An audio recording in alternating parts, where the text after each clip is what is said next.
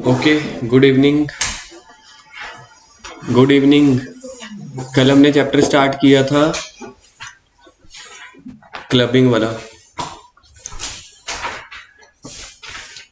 Clubbing वाला chapter कल हमने स्टार्ट किया था। देखो कहाँ तक हमारा हो चुका था। 5.11 तक हो चुका था। उसके बाद आज हमने स्टार्ट करना है सेक्शन 64 का 1 का 7।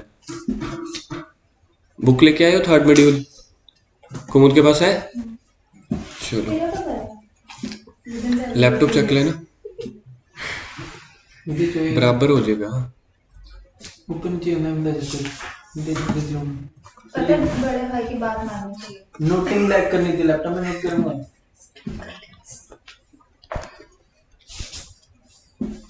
ठीक है, पॉइंट शुरू कर रहे हैं 64 का 1 का 7।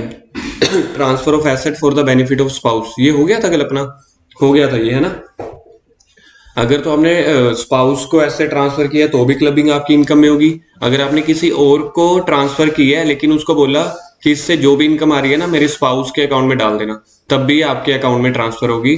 मतलब कि क्लबिंग जो है, जो इंडिविजुअल है, हस्बैंड है, उसकी इनकम में होगी। तो आज का पहला टॉपिक है clubbing of income arising to son's wife. Clubbing of income arising to son's wife. Individual के केस में ये कौन हुआ?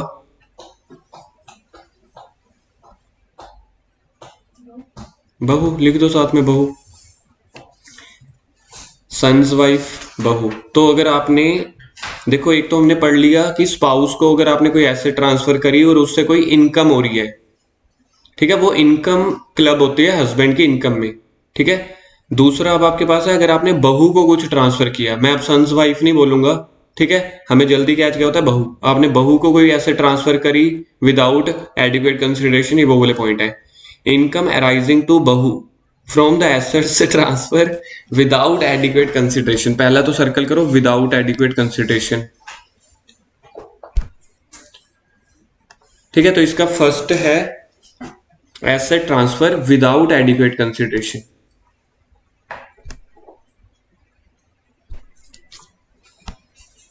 विदाउट एडिक्वेट कंसिडरेशन का मतलब लिखो कम प्राइस में। ठीक है, कम प्राइस में यानी कि सस्ती आपने ट्रांसफर कर दी, यही होता है ना meaning. Asset transfer without adequate consideration. Adequate consideration मतलब नॉर्मल प्राइस, लेकिन वो नहीं है तो सस्ता। तो वो कह रहे हैं कि वो इनकम किस में क्लब होगी। देखो, included in the total income of transfer, यानी कि फादर इन लॉ ने या फिर मदर इन लॉ ने, दोनों में से किसी ने भी, ठीक है, दोनों स्पाउस में से किसी ने भी अपनी बहू को कोई एसेट ट्रांसफर कर दी और उससे जो इनकम मिलेगी, जैसे मैंने बहू के नाम पे ट्रांसफर कर दिया कोई प्रॉपर्टी 10 लाख वाली 6 लाख में, तो उससे रेंट मिल रहा है, तो वो रेंट जो है, ठीक है, किसकी इनकम में क्लब होगा? जिसने ट्रांसफर करी है। फादर इन लॉ ने करी है तो उसके इनकम में, मदर इन लॉ ने करी है तो उसकी इनकम में। चाहे अब देखो ऐसे क्या बोल सकता है इंडिविजुअल यानी कि फादर इन लॉ, वो कहेगा प्रॉपर्टी तो हमने उसके नाम पे कर दी ना, अब उसके नाम पे इनकम ऐड करो, हमारे नाम पे क्यों कर रहे हो? तो असेसिंग ऑफिसर बोलता है आपने सस्ती ट्रांसफर करी है, 10 लाख वाली 10 लाख में करते तो आपने 6 लाख में करी। ठीक है, ये है। दूसरा है asset transferred invested in the business. ये कल वाला पॉइंट है।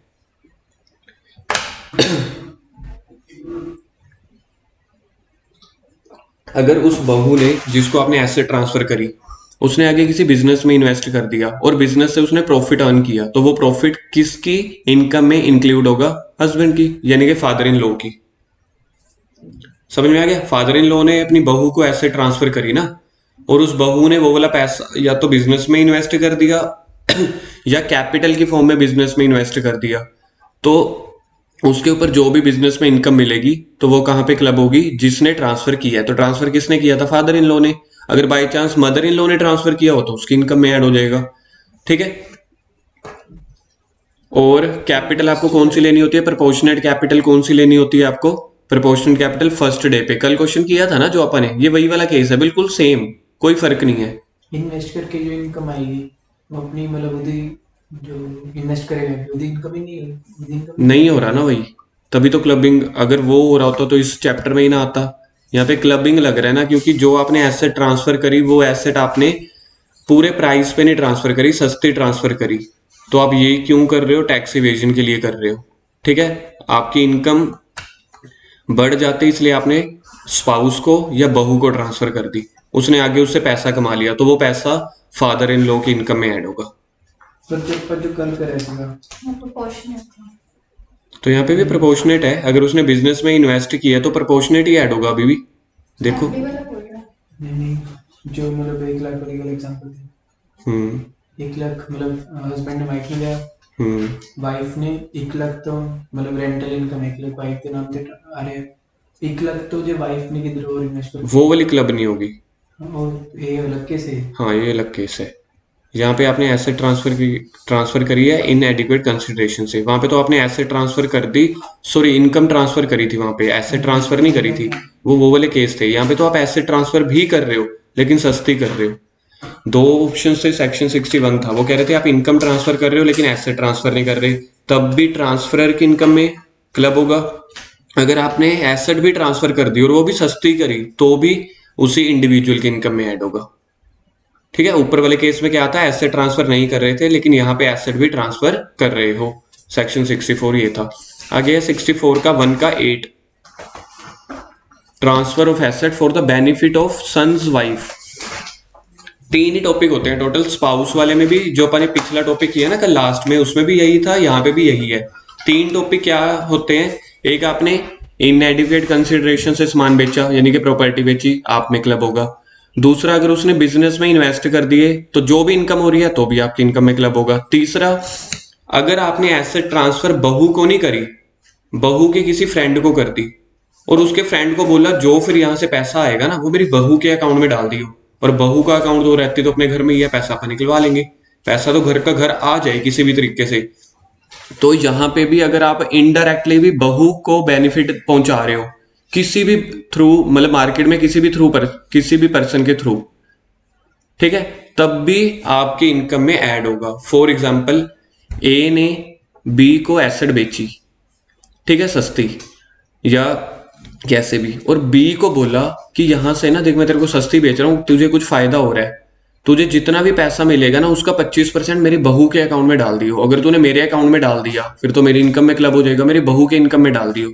इनकम टैक्स वालों ने देख लिया कि आपने कहीं पे ऐसे ट्रांसफर करी और आपकी डॉटर इन लॉ हो गई ना, आपकी डॉटर इन लॉ बन गई ना बहू, आपके डॉटर इन लॉ के सन्स वाइफ बोल रही थी। डॉटर इन लॉ के अकाउंट में पैसे आ रहे हैं उसी प्रॉपर्टी को लेके जो आपने बेची थी आज से कुछ दिन पहले या कुछ महीनों पहले। तो इनकम टैक्स वाले नजर लगा के बैठेंगे ऐसे, और बहू के अकाउंट में जो भी पैसे आए हैं ना वो ससुर की इनकम में, फादर इन लॉ की इनकम में क्लब कर देंगे।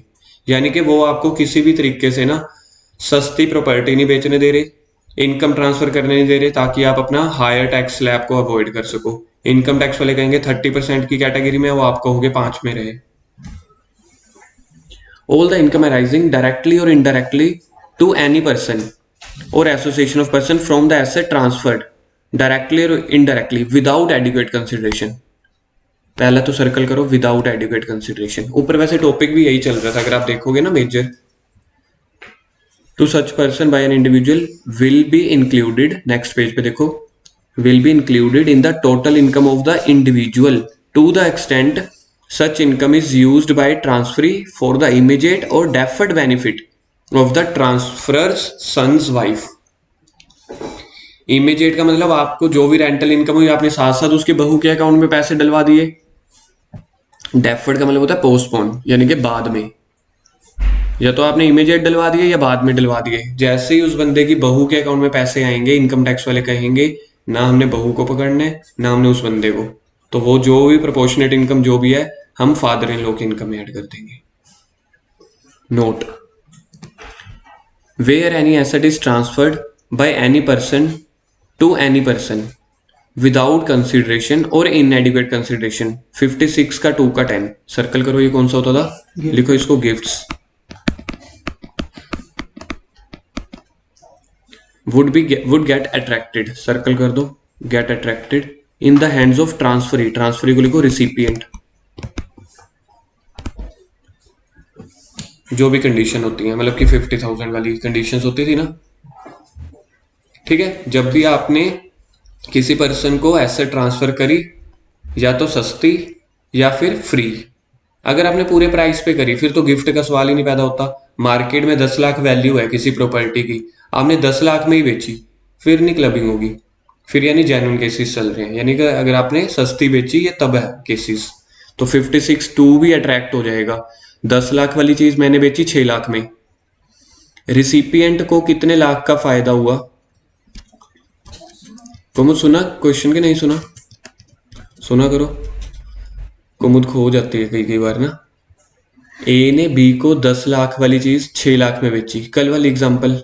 मुझे बताओ फायदा किसको हुआ? बी को 4 लाख। बी को कितने का? 4 लाख का।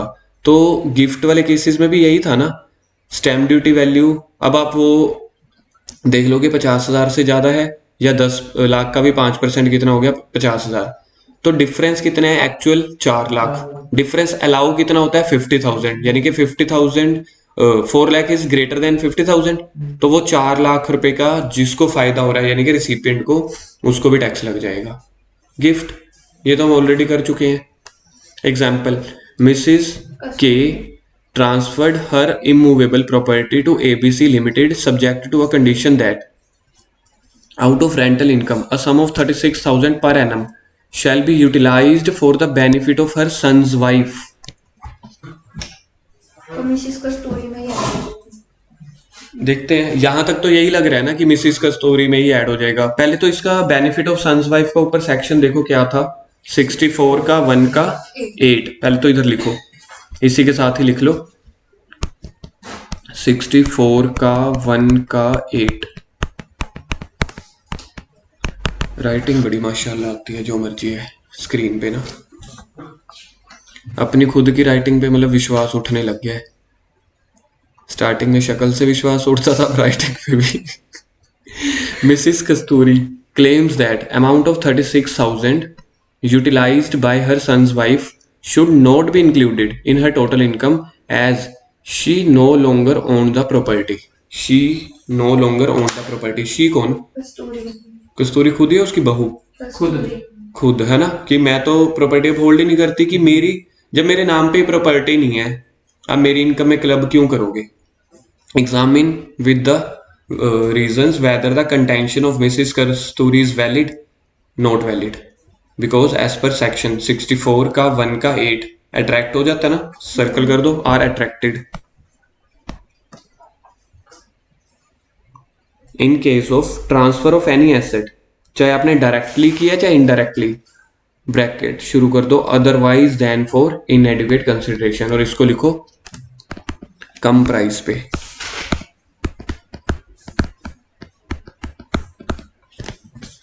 यहां पे देखना कहीं पे दिया हुआ है कम प्राइस पे, ऊपर देखो क्वेश्चन में भी तो आपको देखना पड़ेगा ना। अगर ये जेन्युइन केस हुआ फिर थोड़ी क्लबिंग करोगे।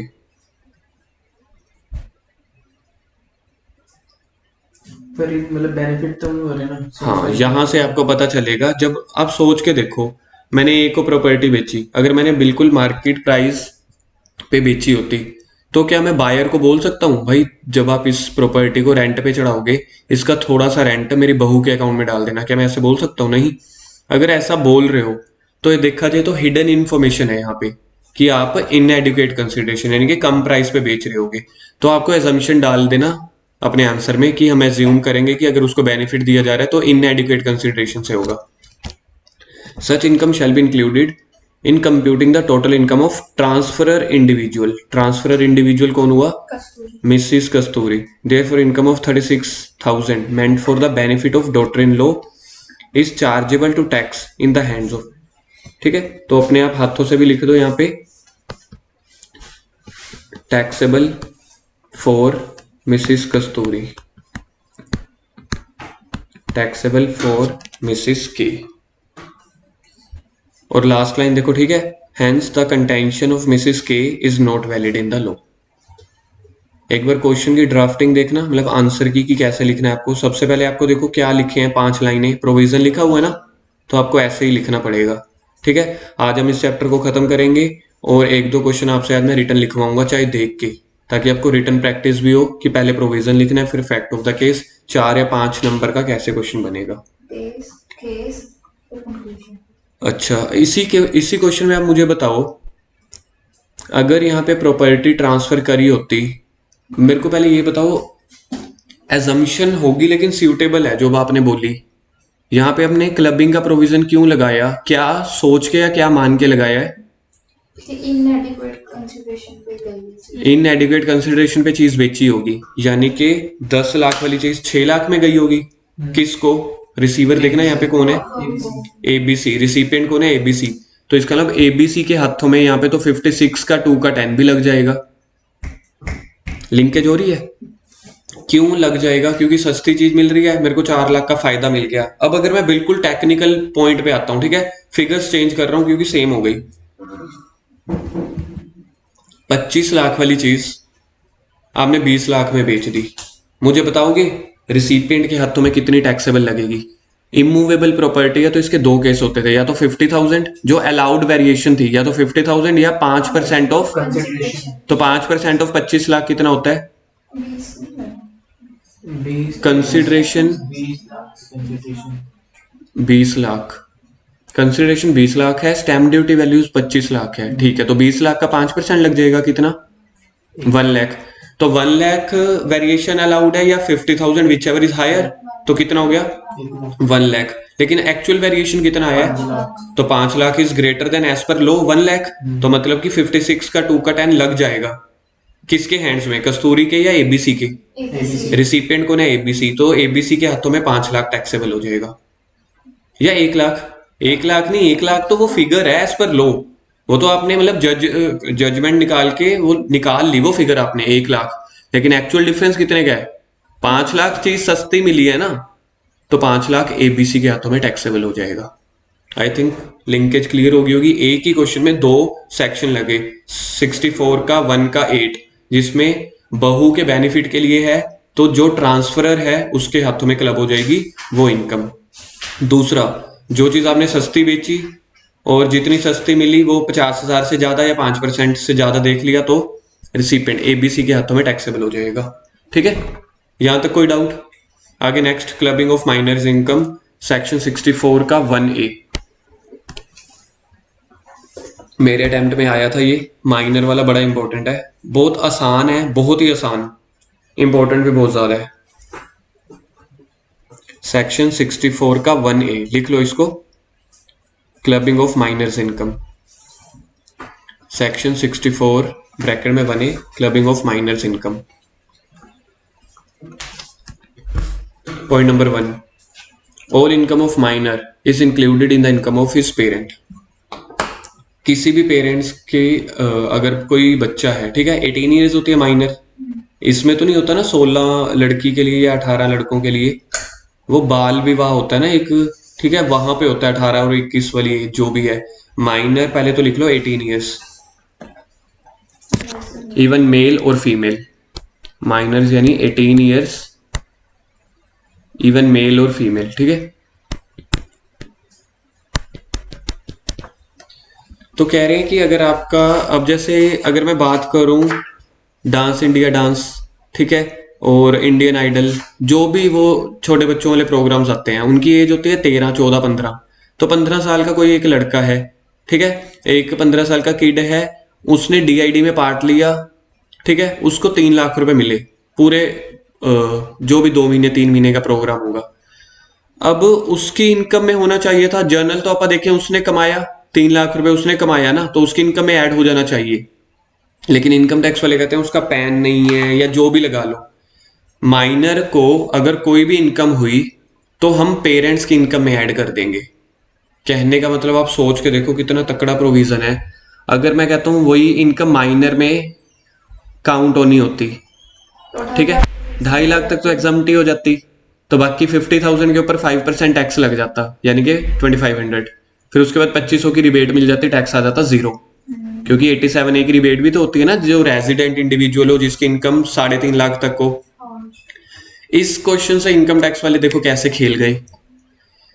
पेरेंट्स की इनकम थी 2 लाख, इनकी डाल दी 3 लाख, तो टोटल इनकम होगी 5 लाख। वैसे टैक्स नहीं लग रहा था, लेकिन यहाँ पे 5 लाख लगा के टैक्स इन्होंने बना दिया। आई थिंक पॉइंट क्लियर हो गया होगा। दूसरा, अगर इन्होंने माइनर ने कोई भी इनकम जो अर्न की है वो अपने स्पेशल टैलेंट से की है, वो क्लबिंग नहीं होगी। तो यानी कि डांस इंडिया डांस वाली इनकम क्लब होगी या नहीं होगी? नहीं होगी, क्योंकि उनके स्पेशल टैलेंट से है। तो टीडीएस कटना अलग चीज है। ये भी जैसे टैलेंट वाली भी होएगी, कैजुअल इनकम नहीं होएगी।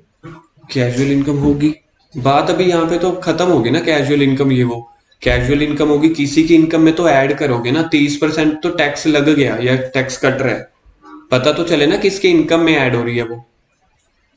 अब दूसरा केस सुनो, अगर तो मुझे ये बताओ, ये तो आपको पता चल गया डीआईडी इंडियन आइडल वाले स्पेशल टैलेंट से है, तो ये वाली इनकम ऐड नहीं होगी, क्लब नहीं होगी, यानी कि इंडिविजुअल जो किड है, माइनर है, उसी की इनकम में ही कैलकुलेट करेंगे, 2.5 लाख की एग्जम्पशन मिल जाएगी अगर स्पेशल टैलेंट से कुछ भी मिला है। स्पेशल टैलेंट से जरूरी थोड़ी है डीआईडी हो, किसी फंक्शन में पार्टिसिपेट किया वहां पे भी मिल सकता है।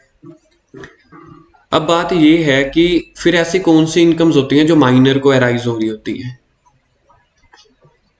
जैसे प्रॉपर्टी माइनर के नाम पर खरीदी, हाँ, प्रॉपर्टी अगर माइनर के नाम पे आपने खरीदी हुई है, मतलब बच्चों के नाम पे, या एफडी अगर करा रखी हो तो इंटरेस्ट। बिल्कुल ठीक है, यही दोनों एग्जांपल परफेक्ट है। अगर आपने प्रॉपर्टी बच्चों के नाम पे खरीद रखी है और वो प्रॉपर्टी को आपने रेंट पे डाल दिया, तो जो आपका टेनेंट है ना, ठीक है, जिसके नाम पे प्रॉपर्टी है उसके नाम, उसके अकाउंट में, उसके नाम पे चेक बनाता है, ठीक है, तो ये वाली जो इनकम है पेरेंट्स की इनकम में क्लब होगी।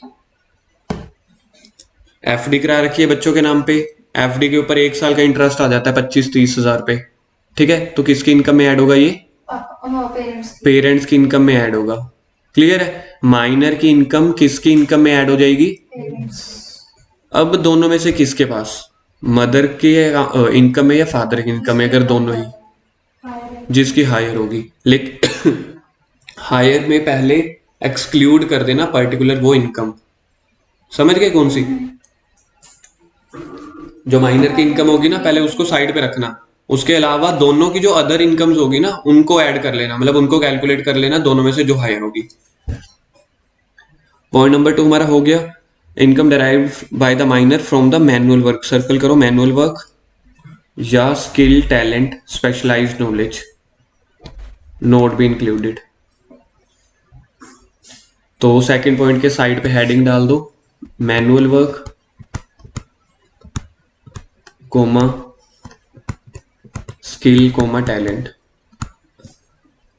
अंडरलाइन करके लिख दो नो क्लबिंग।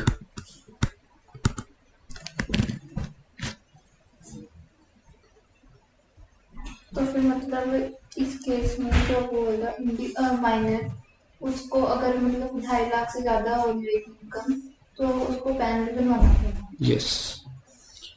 थर्ड है, किसके पेरेंट्स की इनकम में ऐड होगा? जिसकी इनकम ग्रेटर, हायर होगी।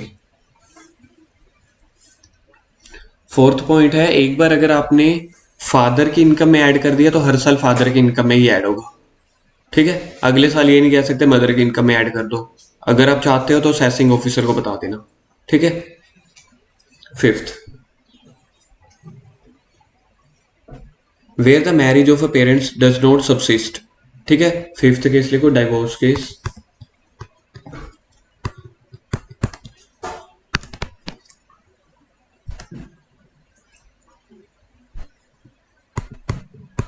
फिफ्थ हो गया आपका डाइवोर्स केस, तो जो बच्चे को रख रहा होगा उसकी इनकम में ऐड होगा।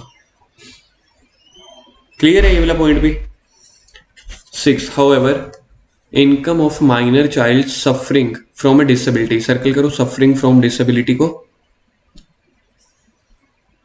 Of the nature specified under section 80U। 80U में ना कुछ डिसेबिलिटीज बताई हुई है, हार्ट अटैक हो गया या कुछ ऐसे ही, ठीक है। Shall not be included, circle कर दो नॉट बी इंक्लूडेड को, in the hands of parent but shall be assessed in the hands of child.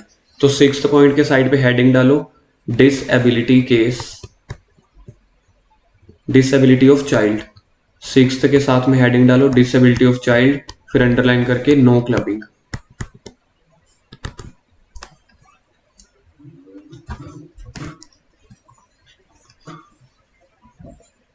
देखना क्लियर है ये।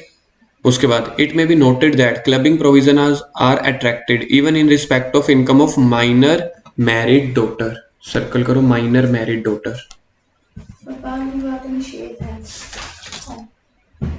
उसको छोड़ दो, इनकम टैक्स वालों को क्या लेना, उनको अपने पैसों से लेना। बाकी चीजें तो इंडियन कॉन्ट्रैक्ट एक्ट में, मैरिज एक्ट में जहाँ पे है वो चलती रहेंगी ना।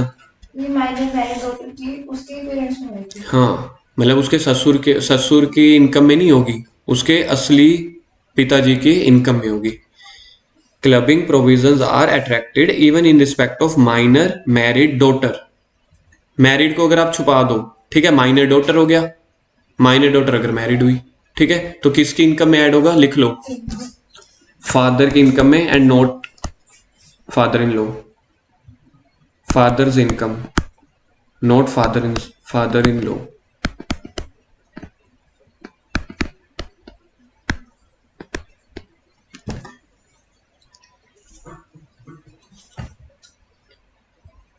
और जो बॉक्स है उसको इंपॉर्टेंट मार्क करो और लिख दो एग्जम्पशन 1500 पर चाइल्ड।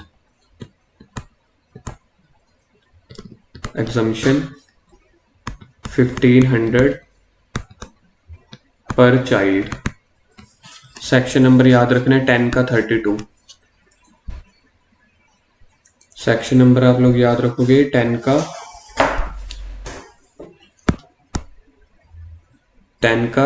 32।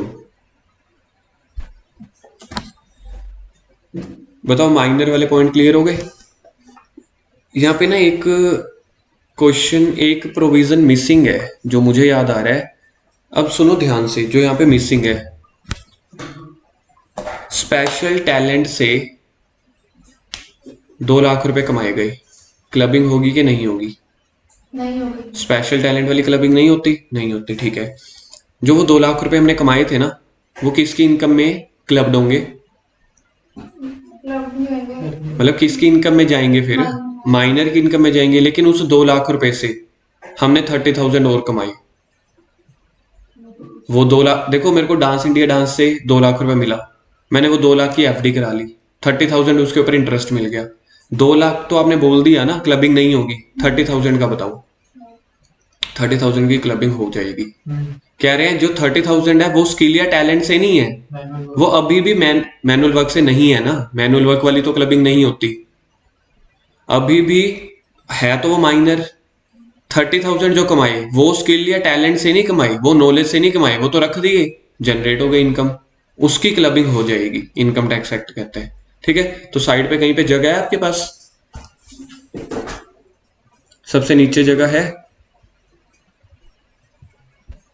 लिखो फॉर एग्जाम्पल। कॉपी पे है तो कॉपी पे लिख लो, अदरवाइज बुक पे ही लिख लो। वैसे बुक पे ना कहीं जगह निकल ही जाएगी, ठीक है। फॉर एग्जाम्पल कोई बच्चे का नाम बताना। है कौन होता है? तैमूर, है ना, तैमूर खान। लिखो Taimur Khan earned ₹2 lakh from Indian Idol, earned ₹2 lakh from Indian Idol from his own talent, from his own talent.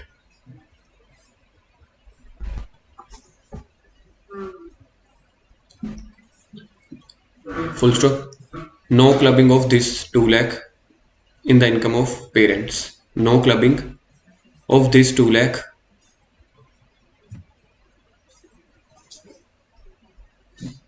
in the income of parents. Full stop. Now 30,000 interest is earned from this 2 lakh. Now 30,000 rupees interest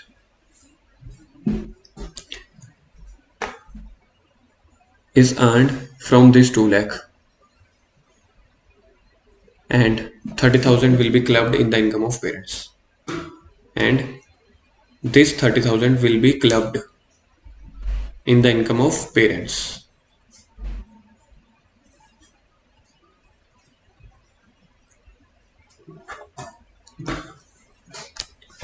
illustration 7 देखना, ये वाला clear है ना? एक बार फिर से पूछता हूं मैं, ठीक है। अपने टैलेंट से कमाई क्लबिंग होगी? नहीं। उसी जो कमाए थे पैसे उसको कहीं फर्दर इन्वेस्ट कर दिए, फिर इनकम हुई, क्लबिंग होगी, यस। यस। फिर हो जाएगी। Mister A has 3 minor children, 2 twin daughters and a son. Income from twin daughter 2000 per annum each and that of a son 1200 per annum. Compute the income in respect of minor children to be clubbed in the hands of Mr. A. निकाल सकते हो बिना देखे? 500 500 की 1000। Her child पे 1500 की एग्जामिशन मिल जाती थी ना, तो पहले के 500 बच गए, दूसरे के 500 बच गए, तीसरे का 0 बच गया, तो कितनी हो गई? 1000। तो क्लबिंग हो जाएगी 1000 की। आंसर देखना नीचे, क्लबिंग हो जाएगी 1000 की, टिक कर दो उसको।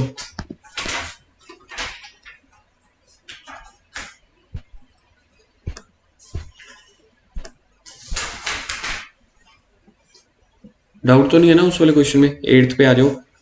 Compute the gross total income of Mr and Mrs A. ठीक है, मिस्टर एंड मिसिज ए, 2 जनों की निकालनी है। ठीक है, ब्रीफ वर्किंग इज सफिशिएंट, सबसे नीचे देख रहा हूं मैं, brief working is sufficient, detailed computation under various head of income is not required. सबसे पहले ना आपको ये देखना है, सबसे पहले देखो सैलरी किसकी है, कंप्यूटेड है ना, यानी कि 50,000 माइनस करके दी हुई है। मिसिज ए की, income of profession of Mr A की, फिर माइनर सन, माइनर डॉटर, फिर special talent, gift received by C. मतलब कि पहले तो ऊपर 2 इनकम्स है ना, पहले दोनों इनकम्स में से देख लो किसके अंदर क्लबिंग होगी। पहले अगर क्वेश्चन समझ में आ गया मैं क्या पूछना चाह रहा हूँ? क्लबिंग तो किसी एक की इनकम में होगी ना, किसकी इनकम में क्लबिंग हो जाएगी? मिस्टर ए में। ठीक है, 3,90,000 में देखते हैं क्या क्या की क्लबिंग होगी।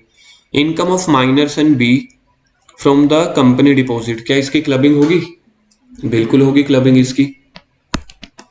1500 माइनस भी होगा, बाद में देखते हैं ना, कुछ और भी मिल सकते हैं इसको।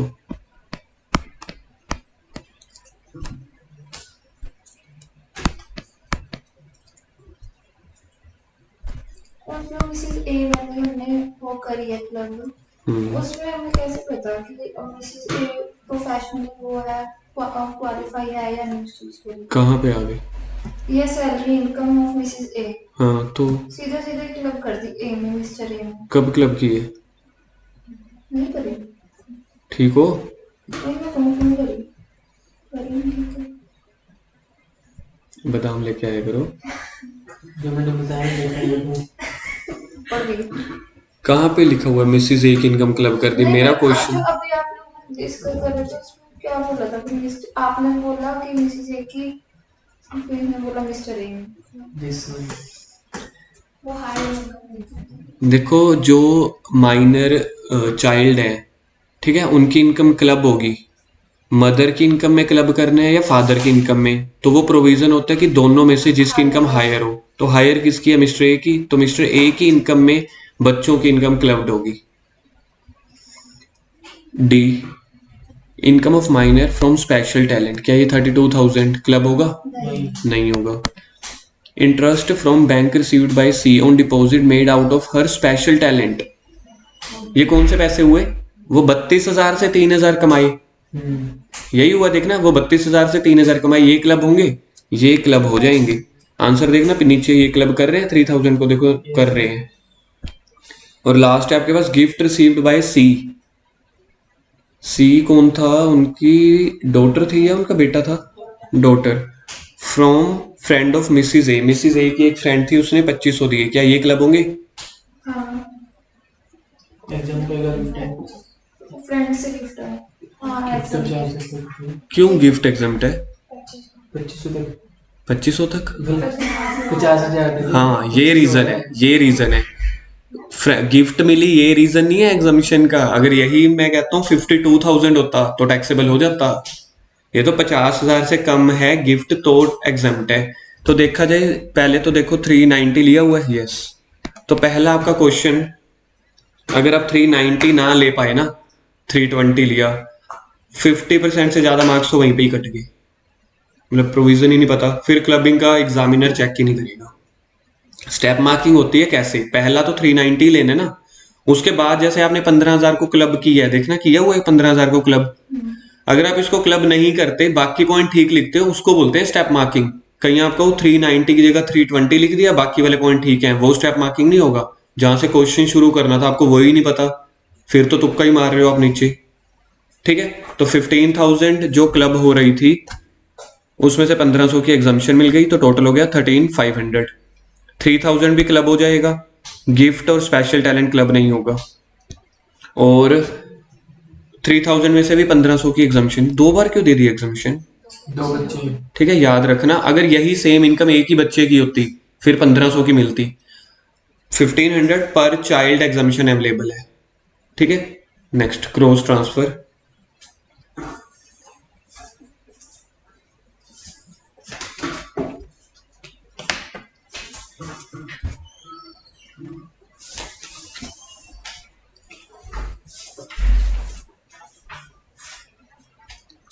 शाहरुख खान ने जया बच्चन को 50 लाख का बंगला गिफ्ट किया। ठीक है, उसके बाद अमिताभ बच्चन ने गौहर खान को, शाहरुख खान की वाइफ को, गोरी खान। गौहर खान नहीं है, जो भी है, गोरी है चाहे काली है पर शाहरुख की दिल वाली है ना। तो मैं तो गौहर ही बोल के चलूंगा, नहीं तो ऐसे लगेगा कि उनके ऊपर पर्सनल कमेंट कर रहे हैं, तो वो चाहे तुम्हारे ऊपर फिर केस भी कर सकते हैं, इसलिए हम तो नहीं बोल रहे ना, चलो छोड़ दो यार। अमिताभ बच्चन जी ने गौहर खान को, ठीक है, या गौरी खान को 70 लाख का बंगला गिफ्ट किया। क्या हुआ देखो, शाहरुख खान ने एक बंगला गिफ्ट किया किसको? जया बच्चन को, मतलब कि अमिताभ बच्चन की वाइफ को। अमिताभ बच्चन ने बदले में गौरी खान को बंगला गिफ्ट किया 70 लाख का। तो इसका मतलब भाई क्या चल रहा है? तुम उसको गिफ्ट कर रहे हो, तुम उसको गिफ्ट कर रहे हो, या तो आपस में ही कर लो। मतलब एक प्रॉपर्टी आपके पास गई, एक प्रॉपर्टी आई, नाम आपने चेंज कर दिए, तो कहीं ना कहीं सांठगांठ या टैक्स प्लानिंग कर रहे हो। तो वो कह रहे हैं कि अब इन दोनों बंगलों से जो भी इनकम आएगी, ठीक है, 50 लाख रुपए तक की ना हम इसको क्रॉस ट्रांसफर मानेंगे, और 50 लाख के ऊपर जो भी आपकी इनकम जनरेट हो रही होगी उसकी हम क्लबिंग कर देंगे ट्रांसफरर के हाथों में। यानी कि जो बंगला गौरी खान को मिला उससे कोई इनकम हो रही है, किसके हाथों में ट्रांसफर होगी? शाहरुख खान के हाथों में, अमिताभ बच्चन के हाथों में नहीं। गौरी खान को जो भी बंगला मिला, वैसे हमें तो ये लगता है ना जो ट्रांसफरर है अमिताभ बच्चन, लेकिन ये क्रॉस ट्रांसफरर है। ये क्रॉस ट्रांसफर है, इंडिविजुअल क्रॉस ट्रांसफर है, ठीक है, जो शाहरुख खान कर रहे हैं। तो इनकम टैक्स वालों ने बोला वो 50 लाख तक की, क्योंकि शाहरुख खान ने अपना बंगला 50 लाख का दिया था ना, तो 50 लाख तक की इनकम शाहरुख खान में क्लब हो जाएगी, 50 लाख तक की अमिताभ बच्चन की, फर्क को कुछ भी नहीं आना। बाकी 20 लाख का क्या होगा? गिफ्ट। दूसरा एग्जाम्पल, मैंने समझ लो मैंने अपने भाभी को 6 लाख की प्रॉपर्टी गिफ्ट करी, और मेरे भाई ने मेरी वाइफ को 5 लाख की, तो क्लबिंग चलेगी 5 लाख तक। अब आप ये बोल लो क्लबिंग कौन से वाले 5 लाख की बनेगी, वो तो कोई मैटर ही नहीं करता, दोनों के हाथों में जो लोअर अमाउंट होगी उसकी क्लबिंग हो जाएगी। बाकी 1 लाख आपका चलेगा गिफ्ट। इसको बोलते हैं क्रॉस ट्रांसफर, जब आप ये चीज खेल रहे हो, ठीक है, एक दूसरे को नहीं कर रहे, एक दूसरे की वाइफ को कर रहे हो। प्रॉपर्टी की अदला बदली हो गया सीधा ना मैं इसकी इलिस्ट्रेशन कर रहा हूं, प्रोविजन भी आप वहीं पे पढ़ लेंगे। नेम थोड़े से अलग हैं, ठीक है, ध्यान से। Mister Vasudevan gifted a sum of 6 lakh to his brother's wife, यानी कि मिस्टर वासुदेवन ने अपने ब्रदर की वाइफ को, यानी कि अपने भाभी को क्या 6 लाख रुपए दे दिए, ठीक है, 14 जून को। On 12th July his brother gifted a sum of 5 lakh to Mr Vasudevan's wife. पहले तो देखो केस क्लियर हो गया, एक इंडिविजुअल ने अपने भाभी को 6 लाख रुपए दिए, उस भाभी के पति ने यानी कि भाई ने मेरी वाइफ को कितने दे दिए? 5 lakh. The gifted amount were invested as fix deposit in the bank by Mrs Vasudevan. Mrs Vasudevan को कितने पैसे मिले थे? 5 lakh. And wife of Mr Vasudevan's brother, यानी कि भाभी, सिंपल सी बात करूं, वासुदेवन की भाभी तो उसने कितने पैसे मिले थे उसको 6 लाख, दोनों ने 9% एफडी में डाल दिए। Examine the consequences of the above under the provision of income tax in the hands of mister Vasudevan और उसका भाई। प्रोविजन आंसर तो पढ़ लेंगे, पहले देखो केस समझ में आ गया क्या है।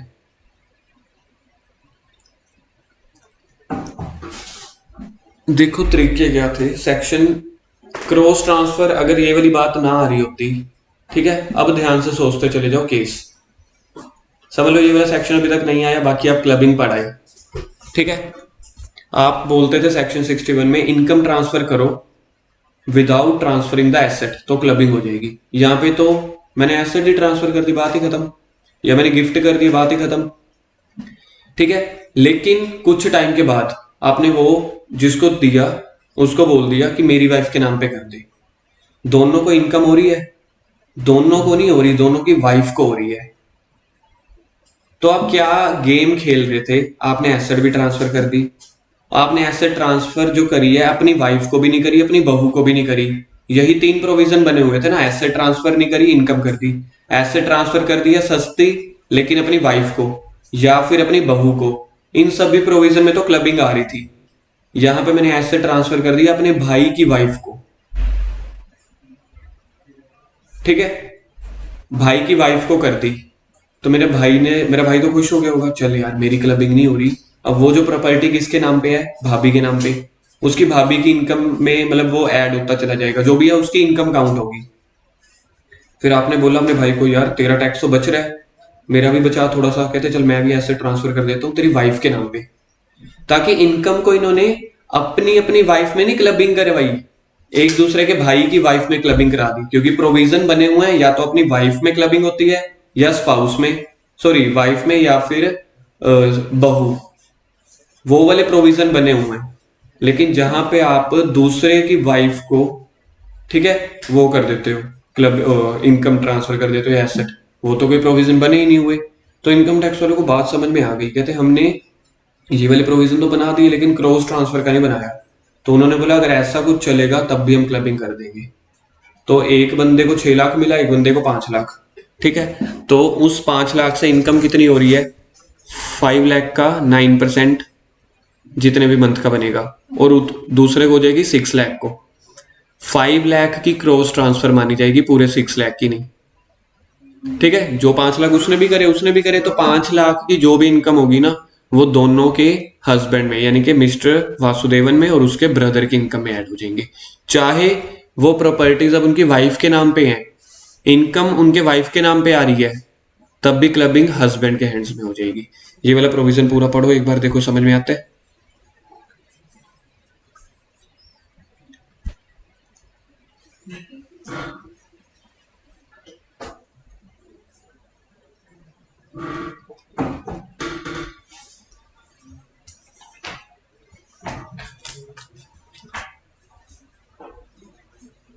पढ़ लेना।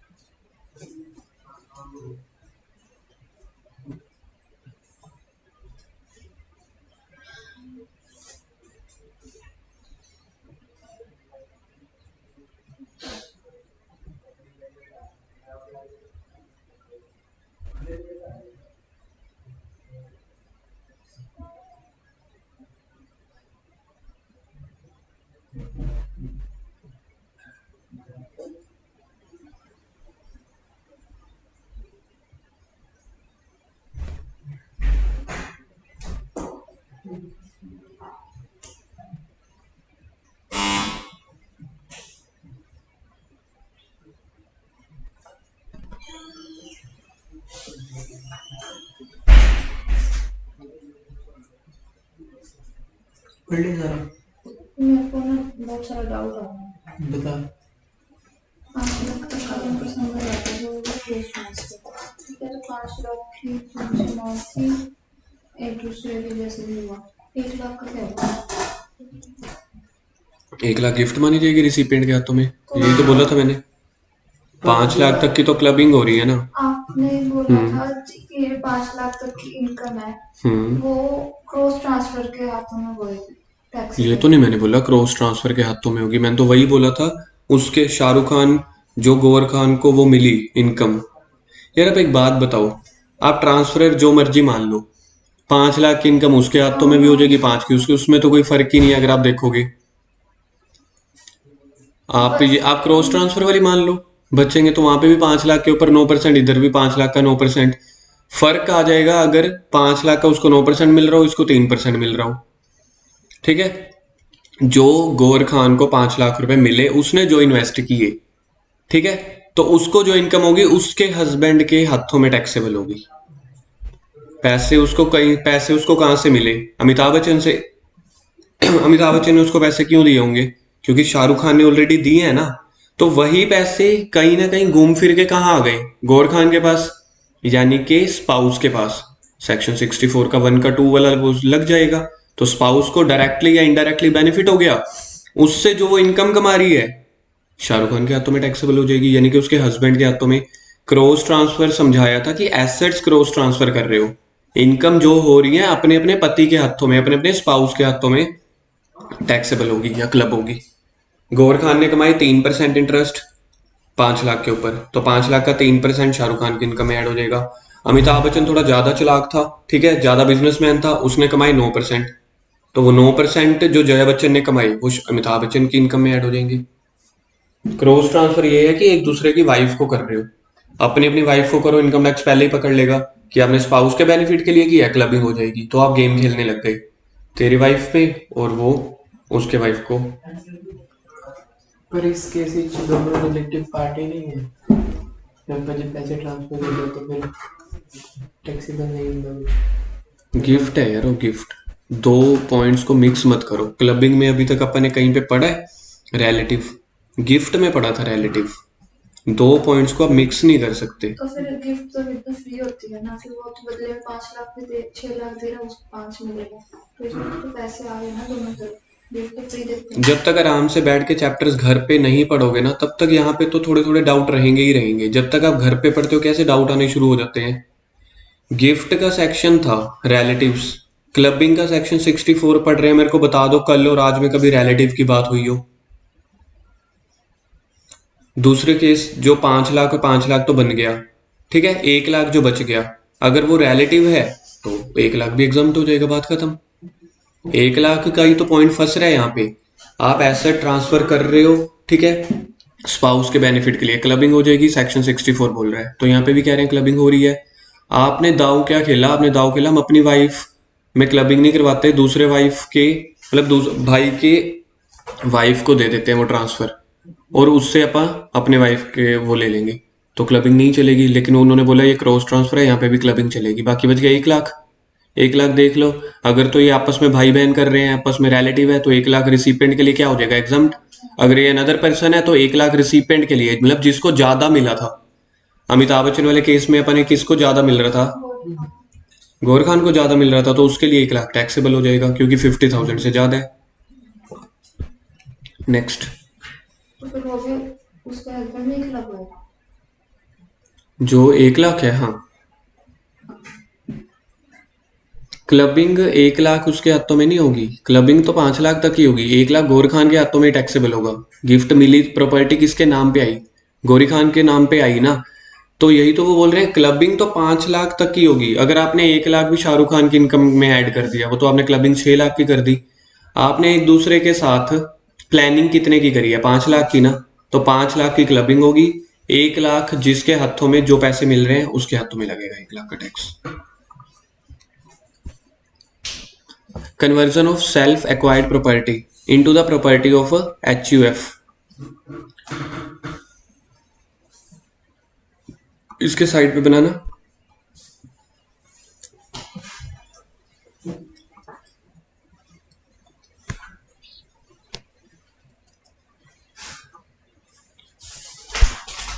सेक्शन 64 का 2, सेक्शन 64 का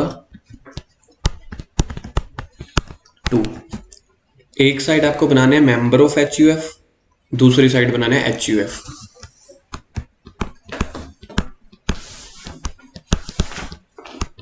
मेंबर ऑफ HUF और दूसरी तरफ आपका बन जाएगा HUF। डायग्राम को ना जैसे प्रोविजन पढ़ते चले जाएंगे तब अपन पूरा करते चले जाएंगे फ्रेम, ठीक है। पहला आप बनाओगे मेंबर की तरफ से HUF की तरफ एरो, मतलब मेंबर जो है वो HUF को नंबर 1 एसेट ट्रांसफर कर रहा है। मेंबर जो है HUF को एसेट ट्रांसफर कर रहा है। इसी को हेडिंग को मैं दोबारा पढ़ रहा हूं, conversion of self acquired property into the property of HUF। Self acquired मतलब मेंबर ने खुद खरीदी थी प्रॉपर्टी और उसने HUF को दे दी कि HUF की इनकम में ऐड होगी। सेक्शन 64 का 2, सेक्शन 64 का 2 deals with the case of conversion of self acquired property into the HUF family. HUF where an individual who is a member of HUF convert at any time after this date his individual property into the property of HUF। Circle करो, his individual property into the property of HUF of which he is a member or throws such property to the common stock of the family, यानी कि वही HUF के नाम पे कर दी, और otherwise transfer such individual property directly or indirectly to the family otherwise than for adequate consideration। तो या तो आपने HUF को वो ऐसे ट्रांसफर कर दी या फिर सस्ती बेच दी। The income from such property, such property को सर्कल करोगे,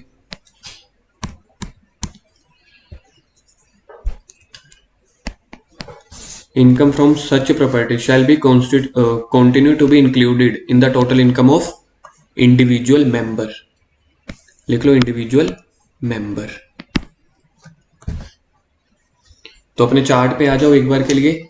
चार्ट पे हमने पहला बनाया, मेंबर ने HUF को एसेट ट्रांसफर करी, ठीक है। फिर HUF के नीचे एरो डाल दो, जैसे मैं यहाँ पे बनाता होता हूँ ना, मेंबर HUF, फिर HUF के नीचे एरो, HUF के downward arrow, HUF earn income from such property, HUF earn income from such property, ठीक है। उसके नीचे फिर से arrow, this income clubbed in the hand of member, clubbed in the hand of transferor member, transferor member.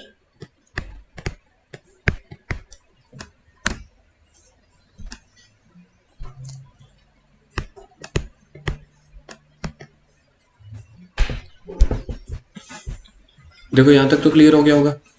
Point number 2, where the converted property has been partitioned either by way of total और partial partition. फिर वो जो converted property थी ना जो HUF को दी थी, फिर उसके बाद पार्टीशन हो गया। The income derived from such converted property as is received by the spouse, circle करो, received by the spouse. Second point के साइड पे लिख दो partition of HUF। Partition of HUF, partition of property. Property converted property has been partitioned, बात वैसे ना मोर और less same निकल के आ जाती होती है, ठीक है, आप वही लगा लो, पार्टीशन ऑफ प्रॉपर्टी। और उससे कोई भी होने वाली इनकम जो आपके स्पाउस को मिल रही हो will be deemed to arise to spouse from such asset transferred directly by the individual to the spouse, and consequently such income shall also be included in the total income of individual who affected the conversion, यानी कि वही main member. HUF को आपने property दी थी, HUF को property दी तो उससे HUF ने कोई इनकम कमाई, किसकी इनकम में ऐड हो जाएगा, HUF या मेंबर में। फिर पार्टीशन हुई, पार्टीशन के बाद कुछ इनकम स्पाउस को मिली, फिर भी उस मेंबर जिसने सबसे पहले HUF को ट्रांसफर करी थी तब भी किसकी इनकम में ऐड हो जाएगी, उसी मेंबर में। क्लियर है ये वाला। Third, where income from converted properties included in the total income of an individual, individual कौन हो गया, member, it will be excluded from the total income of the family या फिर एज द केस में भी स्पाउस। देखना ये third point समझ में आ गया। अगर आपने मेंबर की इनकम में ऐड कर लिया तो उसकी स्पाउस की इनकम में थोड़ी ना दोबारा क्लब करोगे, या उसकी फैमिली में HUF में भी। कहने का मतलब एक बार इंडिविजुअल में क्लबिंग हो गई तो फिर HUF में मत क्लब कर देना, डबल टैक्सेशन को अवॉइड करना है। तो इसका क्रक्स लिखो, थर्ड वाले पॉइंट को लिखो, सिंपली अवॉइड डबल टैक्सेशन।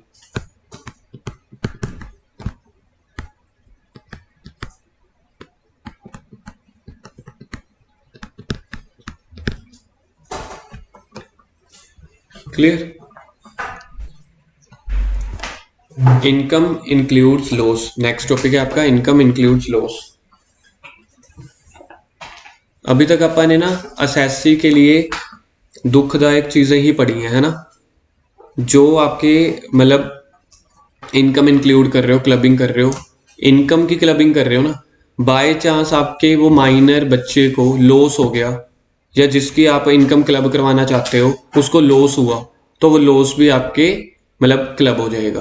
कहने का मतलब जो इंडिविजुअल है, ट्रांसफरर है, उसी के हाथों में इनकम भी क्लब होती है, यानी कि जब आप इनकम बढ़ाना चाहते हो अगर बाई चांस वो लॉस का केस हुआ तो लॉस भी उसको माइनस करने दोगे, किसको, ट्रांसफरर को, ठीक है, लॉस भी माइनस करने दोगे।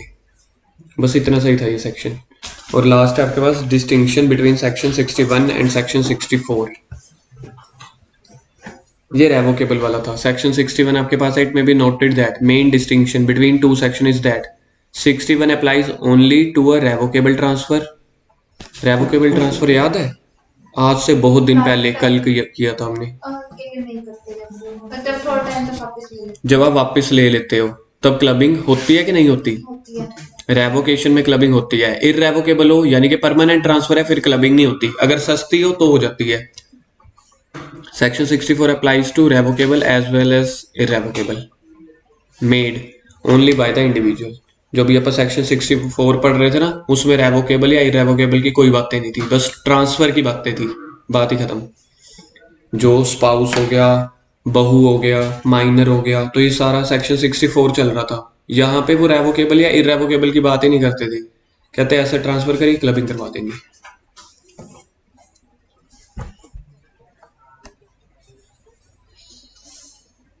ये पढ़ना है एग्जाम्पल क्वेश्चंस शर्मा जी।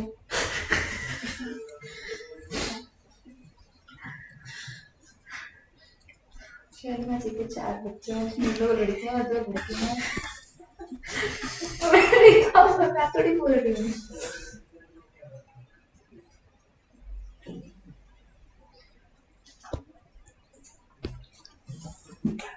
एक हमने ये केस तो सुन लिया था, अगर तो स्पेशल टैलेंट से बच्चा पैसे कमा रहा है उसकी क्लबिंग करते हैं कि नहीं करते? नहीं, उस वाले पैसों को फर्दर इन्वेस्ट कर दिया, फिर से इनकम हुई, तो उसकी क्लबिंग करते हैं कि नहीं? करते हैं।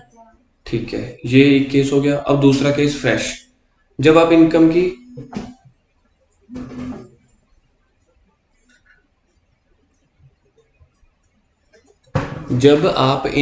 क्लबिंग करते हो, ठीक है, इनकम की क्लबिंग का पूरा चैप्टर पढ़ रहे थे ना ये, इनकम की क्लबिंग कर दिया आपने, ठीक है, जैसे कि स्पाउस वाला लगा लो, बहू वाला लगा लो, या इनकम ट्रांसफर कर दिया without transferring the asset, 60 section जो भी था पहले, वो जो भी इनकम हो रही है सामने वाले को, उसकी इनकम क्लब किसके हाथों में होती है?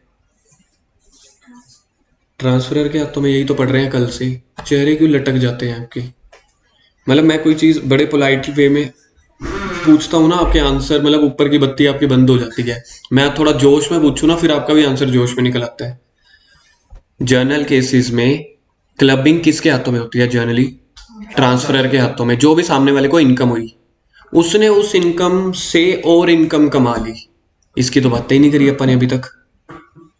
हमने स्पेशल टैलेंट वाला पूछ लिया था ना, स्पेशल टैलेंट वाले ने और इनकम कमा ली, वो तो माइनर का केस था ना। मैं जर्नल क्लबिंग के चैप्टर की बात कर रहा हूँ। सामने वाले बंदे को इनकम हुई, आपने बोला सामने वाले की नहीं मानेंगे, जो ट्रांसफरर था उसकी इनकम मानेंगे। सामने वाला बहुत शातिर था, उसने उन पैसों को दोबारा कहीं इन्वेस्ट कर दिया, उससे पैसे कमा लिए, उसी में ही आएगी जिसका है। उसकी क्लबिंग नहीं हुई। कल करा था पढ़ने में। किया था कल। अगर आपने फर्दर इन्वेस्ट कर दिया तो उसकी क्लबिंग नहीं होगी, ये वो वाला पॉइंट है। क्लबिंग होगी जो पहली बार सामने वाले को इनकम जनरेट हुई है उसकी। मिस्टर ए, बॉक्स के अंदर देखो, एग्जाम्पल ही पढ़ रहा हूं मैं सिर्फ। मिस्टर ए ट्रांसफर और डिवेंचर, मिल गया 7th पॉइंट में।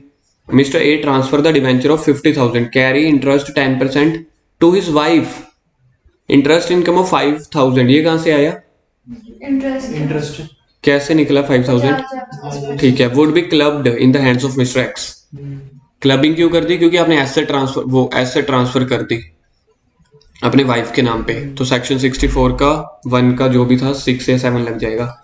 However in case of wife deposit 5,000 rupees in FD at the rate of 8%, interest income of 4,000, 5,000 का 8% यही आता है 400, ठीक है, वुड नॉट बी क्लब्ड। ये डेंजरस पॉइंट है, इसको लिखो very dangerous and read carefully.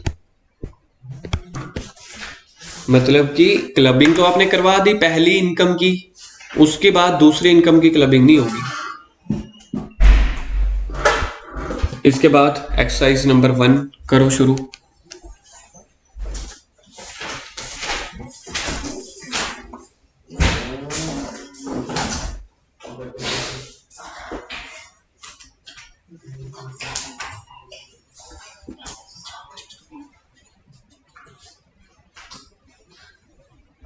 तुम क्या पढ़ रहे हो? मैंने के 4 लड़कियां, 2 लड़कियां, 2 लड़कियां, लड़कियों की सालाना इनकम क्या बोलते हैं?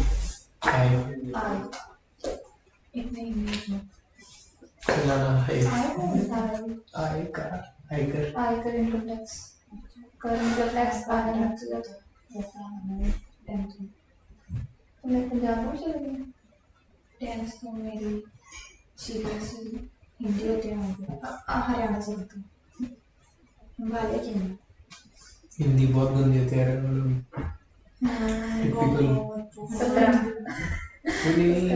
जो पढ़ रहे होते हैं ना, हमें थी मैंने गलती से हिंदी नहीं पढ़ी। मैंने हिंदी वाली पंजाबी में ले हिंदी लिखा था।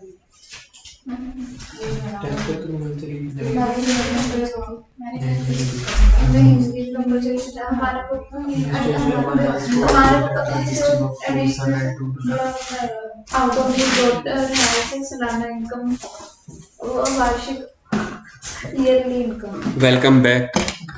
क्या हुआ, क्या डाउट है?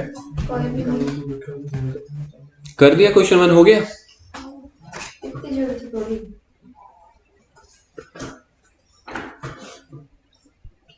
क्वेश्चन 1 तो बहुत आसान है।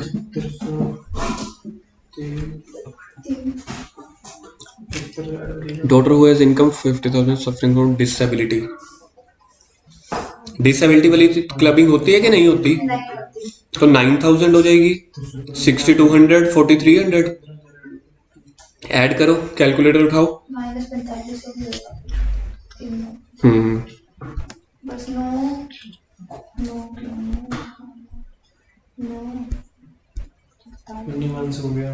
1300 अगर मैं बात करता हूँ 9000, इसमें ऐड कर दो आप लोग, 10%। ऐड कर दो 4500। 45 नहीं करना। 4500 नहीं करना, ओके। तो 9000 हो गया, प्लस हो गया 6200, प्लस हो गया 4300, टोटल हो गया आपके पास 19500। उसमें से 4500 माइनस कर दो तो हो गया 15000। आंसर देखना है 15000।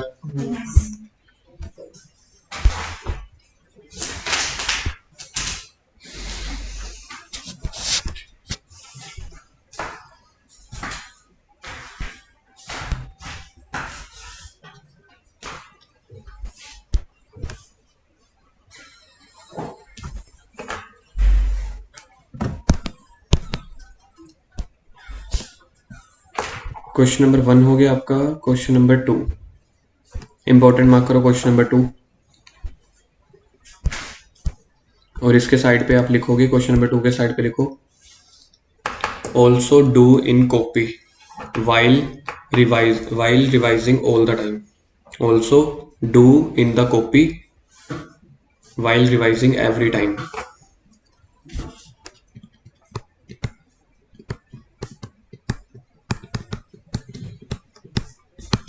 डू का मतलब समझते हो? रिटन, ठीक है। डू का मतलब रिटन। अभी के लिए अपन राइट नहीं करेंगे इसको, ठीक है। अभी के लिए सिर्फ अपन गो थ्रू करेंगे, ताकि क्योंकि पहला पर्पस है कॉन्सेप्ट समझना, ठीक है। During the previous year following transaction occurred in respect of Mr ए। चलो इसका सॉल्यूशन साथ साथ देखते चले जाएंगे, लेकिन पहले हम खुद गैस करेंगे। Mister A had a fixed deposit 5 lakh in bank of India. Mister A की एफडी है, ये इनकम हुई या ये भी एसेट्स है? एसेट्स। ये इनकम नहीं है, ठीक है। He instructed the bank to credit the interest on the deposit 9%, यानी कि 45,000 to the saving bank account of Mr B. Mr B कौन हुआ? ये सन ऑफ हिज ब्रदर, यानी कि भतीजा, नेफ्यू हो गया। यही होता है ना, हमें देसी करके आप अंग्रेज बन जाते हैं। To help him in his education. तो सबसे पहले बात बताओ, इसकी क्लबिंग होगी कि नहीं होगी? जो 45,000 मिल रहे हैं, ये है कि transfer of income without transferring the assets. ये पहला सेक्शन है क्लबिंग वाले चैप्टर का। ऐसा तो हमने कुछ पढ़ा नहीं था। पर ये उसमें होगी, और जिस मतलब सन ऑफ हिज ब्रदर में होगी। क्यों? क्योंकि उसके बेटे को मिल रहा है ना एक इनकम हो रही है। ये कब सीख रहे हो आप? ये माइनर में है निश्चल भी। माइनर वो उसका बेटा है क्या? क्या हो गया है? क्या है जो उसका ब्रदर है उसमें नहीं रहना चाहिए। क्यों? क्योंकि मैं इसको माइनर समझ रही थी और उसको एक इनकम हो रही। ठीक है, नहीं होएगा, उसमें होएगा मिस्टर ए। आपको समझ ही नहीं आया अभी भी, ऐਵੇਂ ही बोल रहे हो आप। मिस्टर यार मैं ना पता है क्या एक second, let me explain. One person transfer the income to another person. Husband wife छोड़ दो यार, वन पर्सन। सेक्शन पहला कौन सा था? 60 या 61? पहला कॉपी पे देखो अपनी, कल लिखवाया था सबसे टॉप पे। सबसे पहला सेक्शन कौन सा था? 60। सेक्शन 60 की हेडिंग क्या है? Transfer of income without transfer of assets. बस ये वही है यार, कुछ भी नहीं है। क्यों भाई भतीजावाद पे पढ़ रहे हो? एक बंदे ने दूसरे बंदे को इनकम ट्रांसफर कर दी, एसेट ट्रांसफर करी नहीं, एफडी। तो बस जिसने ट्रांसफर करी उसके हाथों में हो जाएगा। उसके बाप को बीच में क्यों लेके आ गए? अगर पेशेंट बोल रहे कि वो जो हुआ है सन ऑफ हिज ब्रदर है और जो सन है वो माइनर है, तो भी ट्रांसफर के ही हाथों में होगी। चाहे वो माइनर हो, चाहे वो एक दिन का हो। यहाँ पे माइनर, उसके बच्चे की बात हो ही नहीं रही। माइनर अपना बच्चा होना चाहिए। लोगों के बच्चे माइनर हैं तो क्या करना है अपने? माइनर जो है वो आपका खुद का बच्चा होना चाहिए, उसने कोई इनकम कमाई होनी चाहिए। यहाँ पे आपने क्या किया, गेम क्या खेली कि मैं एक इंडिविजुअल अपने भतीजे के नाम पे इनकम ट्रांसफर कर दी। माइनर कहाँ आ गया यहाँ पे, और यहाँ पे कहाँ पे लिखा हुआ है कि ये मिस्टर बी सन। अब ये देखा जाए तो 40 साल का भी तो हो सकता है। मिस्टर ए को अगर मैं ये मान लूँ 65 साल का है, तो उसके भाई का बेटा 40-42 साल का होगा।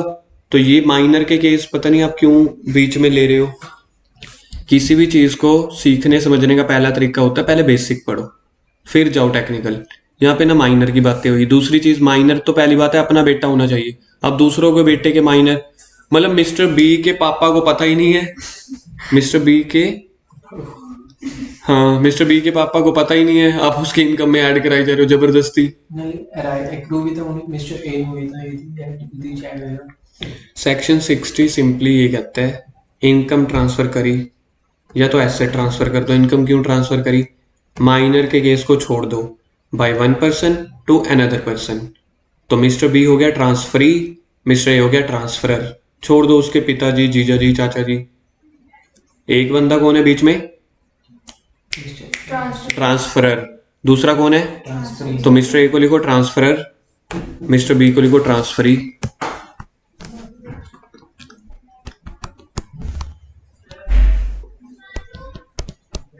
माइनर की तो कहीं पे भी बात नहीं हुई।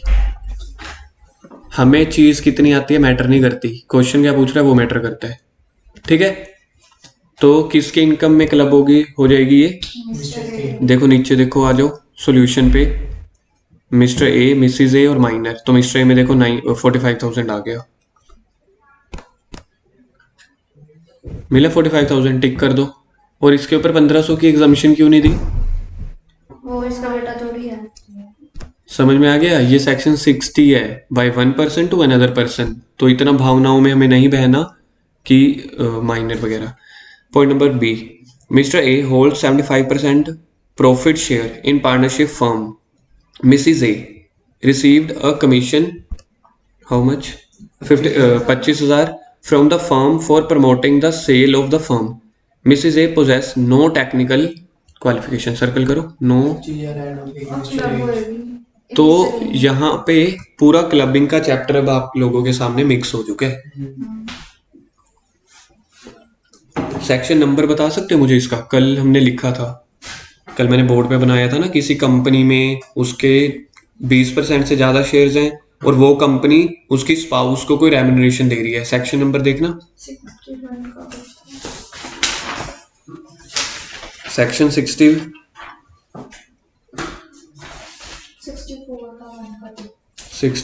का 1 का 2। तो यहाँ पे स्पाउस को जो इनकम हुई है 25,000 किसकी इनकम में ऐड हो जाएगी? देखना मिस्टर ए में ऐड हो रही है, मिस्टर ए में ऐड हो गई 45,000 और 25,000। Point number C, mister A gifted a flat to Mrs A during the previous year. Mrs A income from house property 52,000 हमने इनकम कमा ली। ये किसकी इनकम में ऐड होगा? आपने अपने स्पाउस को एसेट ट्रांसफर कर दी, लेकिन अब यहाँ पे ना ये नहीं पता लग रहा कि इनएडुकेट कंसिडरेशन से किया है कि जेन्युइन वे में। और उसने अगर गिफ्ट दिया तो फ्री दे सकता है। फ्री तो दे सकता है गिफ्ट, वो तो गिफ्ट का सेक्शन है, मिसिज ए के हाथों में एग्जम्प्ट हो जाएगा ना। लेकिन एसेट ट्रांसफर करी है तो उससे जो इनकम हो रही है, इनकम मैं वही बार बार वही बोल रहा हूँ, गिफ्ट वाला जो चैप्टर था अदर सोर्सेज का था, वो मिसिज ए को पैसे मिले ना कितने? 52,000 नहीं, गिफ्ट नहीं है।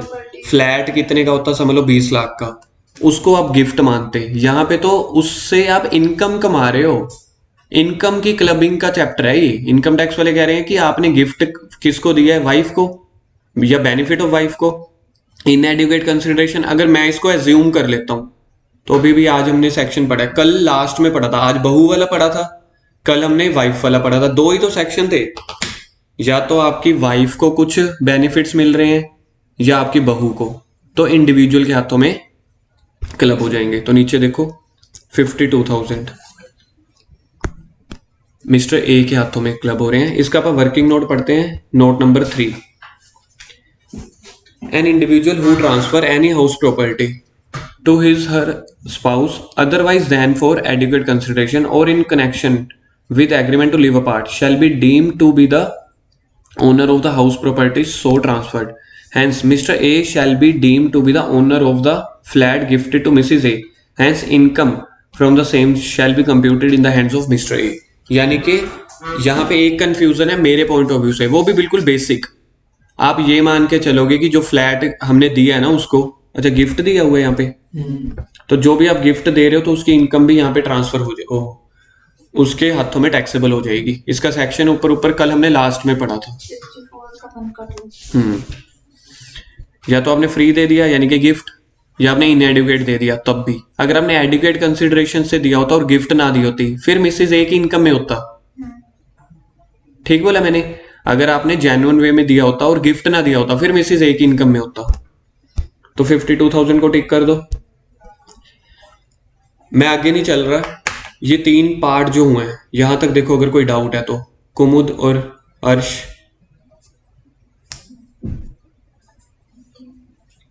कुमुद क्लियर है? 3 point. D, mister A gifted 2 lakh to his minor son who invested the same in a business and derived the income of 20,000 from the investment। अब अगर मैं इन दोनों को लिंक करता हूं या कंफ्यूज होने की कोशिश करता हूं तब भी मैं 2 तरीकों से कंफ्यूज हो सकता हूं। पहले तो गिफ्ट का प्रोविजन, गिफ्ट किसको दे रहे हैं आप? माइनर सन को। रिसीवर कौन है? सन। रिलेटिव से गिफ्ट मिल रही है तो सन के हाथों में क्या हो गई? तो अब गिफ्ट वाले को साइड पे छोड़ दे। अब माइनर सन ने उस 2 लाख रुपए की एफडी करवाई और 20,000 पे इंटरेस्ट कमा लिया, क्लबिंग होगी? बिल्कुल होगी, क्योंकि माइनर की इनकम की क्लबिंग किसके हाथों में होती है?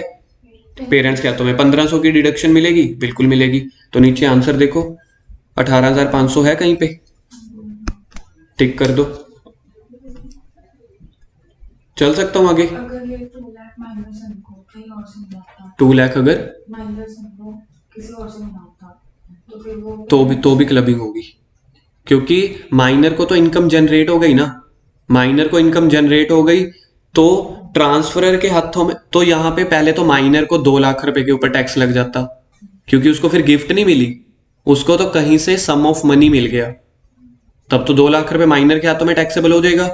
और एक तरह से अगर मैं ये बोल सकता हूं, माइनर को कहीं से 2 लाख रुपए मिला, जो कुमुद आप पूछ रहे हो, तो माइनर के लिए तो 2 लाख रुपए इनकम हो गई, वो भी फ्री की, तो 2 लाख की भी क्लबिंग कर देंगे अपन। यहां पे माइनर को गिफ्ट मिला पेरेंट से तो एग्जम्प्ट है, इसलिए 2 लाख की क्लबिंग की बात ही नहीं उठती। इनकम कितने की हुई है? 2 लाख, तो मतलब अपना ही पैसा था, 20,000 की, तो 20,000 की क्लबिंग। आउटसाइडर से गिफ्ट मिली होती तो एक तो 2 लाख रुपए को भी गिफ्ट मिला आपको, मतलब इनकम मिली 20,000 भी, तो 2,20,000 की क्लबिंग हो जाती। Mister A's minor son derived an income 20,000 through a business activity involving skill and talent, clubbing होगी?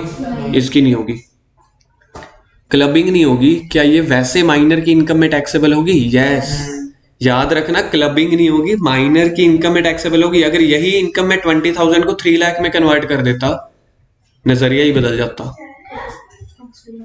चीज समझ में आ रही है? मैं कह रहा हूं क्लबिंग नहीं हो रही, ये नहीं कह रहा कि एग्जम्प्ट है, माइनर की इनकम में ऐड होगी। तो माइनर की इनकम में देखो आ रहा है 20,000 rupees. Next, during the year, Mr. A got a monthly pension of 10,000. He had no other income. Mrs. A received salary of 20,000 per month from a part-time job. अब हमने एक क्वेश्चन यहाँ पे गलती क्या कर दी, हमने ना मिस्टर ए की इनकम में क्लब कर दी है बच्चे की, वो जो 20,000 की इनकम आई थी 18,500। देखा जाए तो हमने तुक्का मारा है वैसे, क्योंकि अब हमें दोनों की देखनी पड़ेगी, दोनों की इनकम ज्यादा किसकी है। मिस्टर ए की कितनी इनकम है? 10,000 इंटू 12, और उसकी कितनी है? 20,000 इंटू 12, 240। तो ये देखो कंप्यूटेड है कि सैलरी दी हुई है? वर्ड कहीं पे कंप्यूटेड नहीं दिया हुआ ना,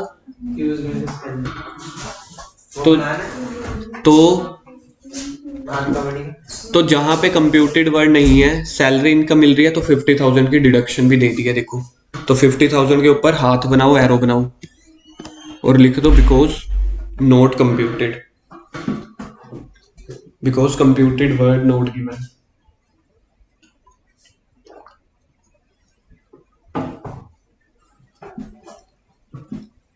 तो इसकी तो रह गई 70,000 और उसकी रह गई 190। यहां तक तो हमें लग रहा है मिसिस ए की इनकम ज्यादा है ना, यहां तक ये लग रहा है मिसिस ए की इनकम ज्यादा है, लेकिन हाउस प्रॉपर्टी की इनकम भी तो हुई थी।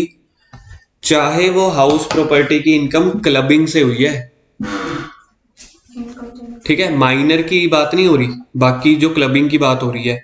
और नीचे 25,000 और 45,000 की भी क्लबिंग हुई थी। 25,000 वाली कौन सी थी आपके पास? इंटरेस्ट, एफडी पे इंटरेस्ट। एफडी के ऊपर इंटरेस्ट, मतलब क्लबिंग वाली इनकम भी ऐड कर दी, माइनर वाली नहीं ऐड करी। देखो अपन वो देखते थे ना किसकी इनकम ग्रेटर है, और फिर उसके बाद हम ग्रेटर में क्या देखते थे, एक्सक्लूडिंग सच इनकम, वो माइनर का केस था। अदरवाइज बाकी सारी क्लबिंग आप कर लो, बाकी सारी क्लबिंग करके मिस्टर ए की इनकम बन रही है 1,92,000, मिसेस ए की बन रही है 190। अब यहां पे आपने 18,500 को एक्सक्लूड करो, और अब देखो दोनों में से किसकी इनकम ज्यादा है, 1,92,000, तो इसलिए इसकी इनकम में ऐड हो रहा है 18,500। ऊपर जितनी भी क्लबिंग्स हुई है ना, 52,000, 45,000, 25,000, वो भी कोई माइनर की नहीं थी। चाहे बच्चे की है, चाहे किसी अनदर पर्सन की है, चाहे स्पाउस की है, चाहे बहू की है, वो सारी क्लबिंग ऐड कर लोगे, ठीक है। फिर हमारे पास क्वेश्चन क्या आ जाता है, डाउट कि माइनर वाले में तो ये लिखा हुआ था दोनों पेरेंट्स में से जिसकी इनकम ज्यादा हो, एक्सक्लूडिंग सच इनकम, एक्सक्लूडिंग यानी कि माइनर की इनकम। 18,500 को नहीं लोगे, बाकी सारी क्लबिंग करके टोटल कर लोगे, ठीक है। तो 192 में 18,500, ये तीनों के नीचे टोटल इनकम निकल के आ गई।